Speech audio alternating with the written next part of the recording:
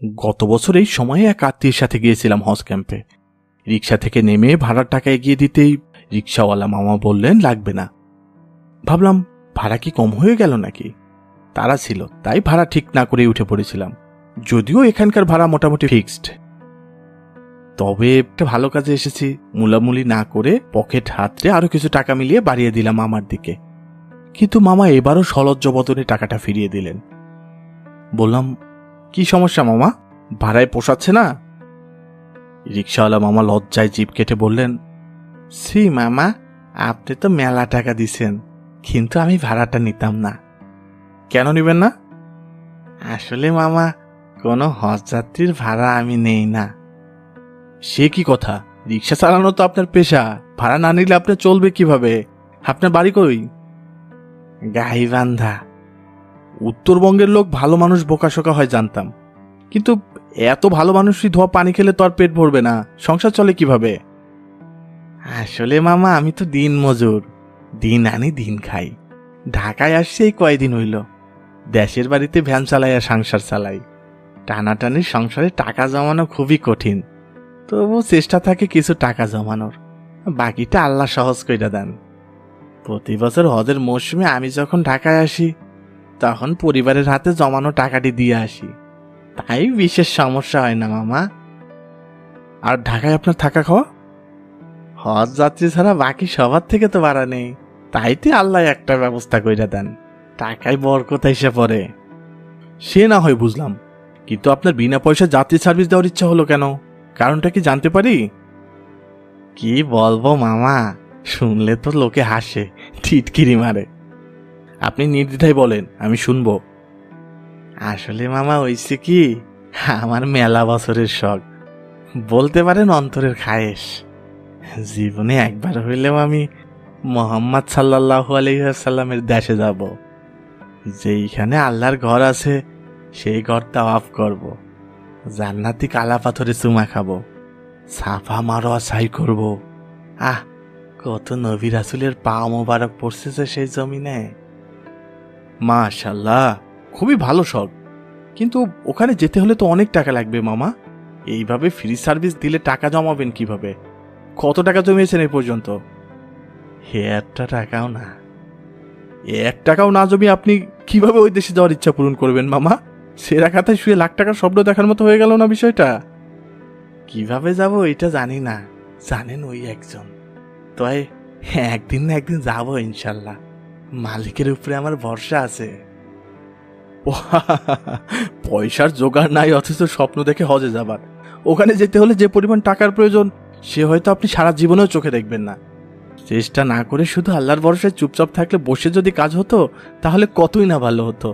জানেন মামা, আমারও কাজ কাম করতে ভালো লাগে না, আল্লাহর উপরে ভরসা করে লেপ গায়ে দিয়ে শুয়ে থাকলাম, আর আসমান থেকে টুপ করে খাবার পড়লো, কি মজা হতো, তাই না?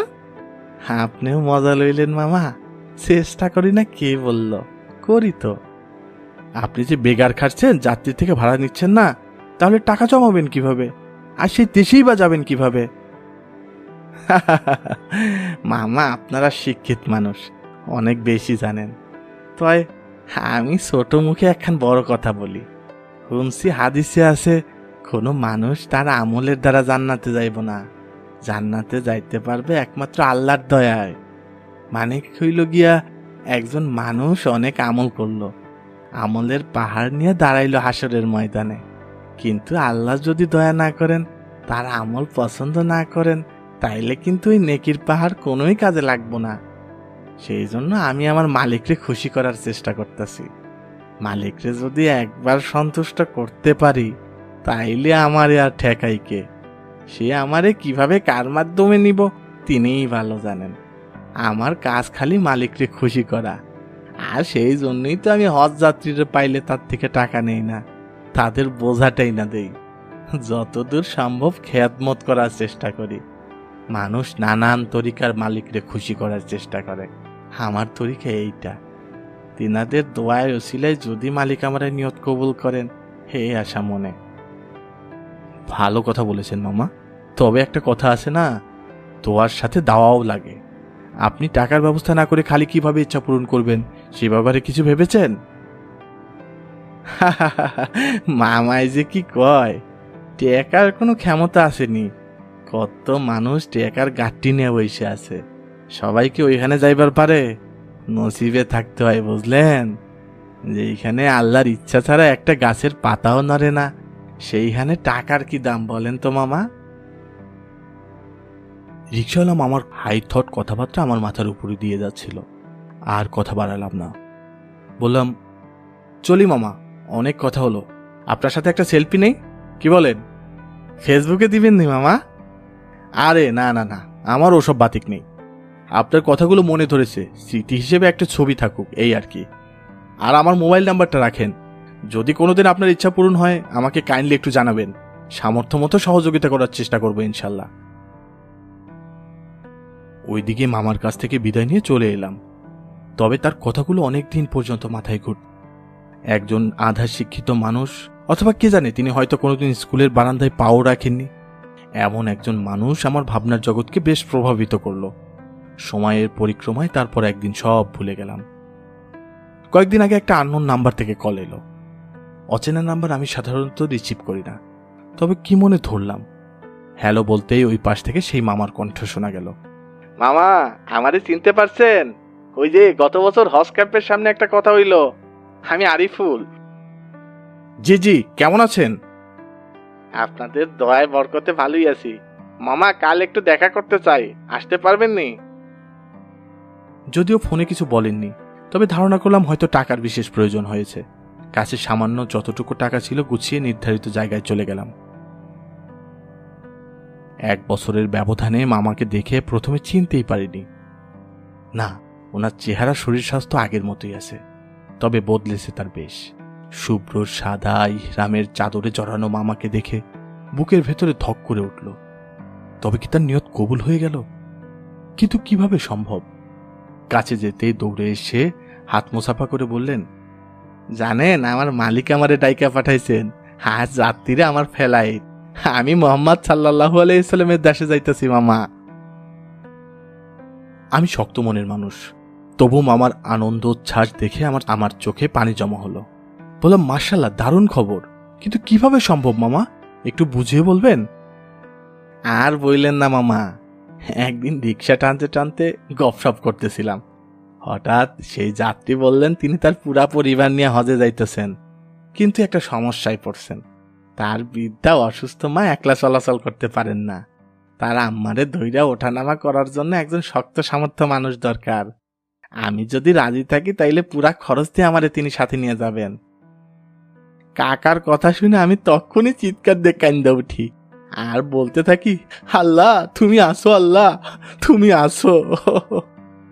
কাকা নিজেই আমার পাসপোর্ট ভিসা করাইলেন, কাপড় চুপুর যা লাগে সব তা কিনা দিলেন। বলছিলাম না মামা, আল্লাহ চাইলে কিনা হয়। মামার কথা শুনে আমার শরীর শিউরে উঠল।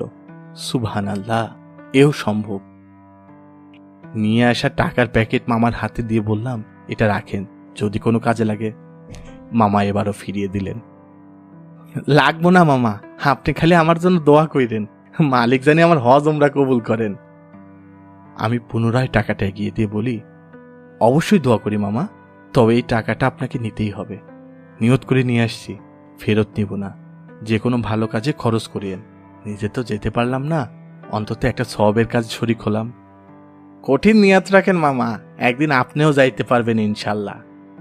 ইনশাল্লাহ। দূর থেকে দেখছি লাব্বাইক আল্লাহুম্মা লাব্বাইক ধ্বনিতে সুর তুলে সম্মানিত হাজিগুনের সাথে এক কাতারে এগিয়ে চলেছেন একজন অর্থবিত্তহীন ভ্যান চালক আরিফুল মামা। তিনি শিক্ষিত নন, নেই একাডেমিক সার্টিফিকেট, সহায় সম্পত্তি খ্যাতি কিছুই নেই তার। সমাজে কেউ তাকে চেনে না, তবে যিনি চেনা তিনি ঠিকই চিনেছেন। পুরস্কারও এই দুনিয়ায় দিয়ে দিলেন। ভাবছি মামার ইয়াকিনের কত জোর, অথচ আমি কেমন ইলম অর্জন করলাম যে রবের প্রতি পূর্ণ তাওয়াক্কুল রাখতে পারি না। কোথায় যেন শুনেছিলাম, আল্লাহ বান্দার সাথে তার ধারণা অনুযায়ী আচরণ করেন। দোয়া করার সময় বান্দা যদি পূর্ণ আস্থা রাখে যে তাকে ফিরিয়ে দেওয়া হবে না, তাহলে রব তাকে সত্যিই ফিরিয়ে দেন না। যার ইয়াকিনের জোর যত বেশি, তার দোয়া কবুলের সম্ভাবনাও তত বেশি। নিজেকে প্রবোধ দিলাম, সময় এখনো ফুরিয়ে যায়নি, সংশোধন হতে হবে। গল্পটি সংগৃহীত।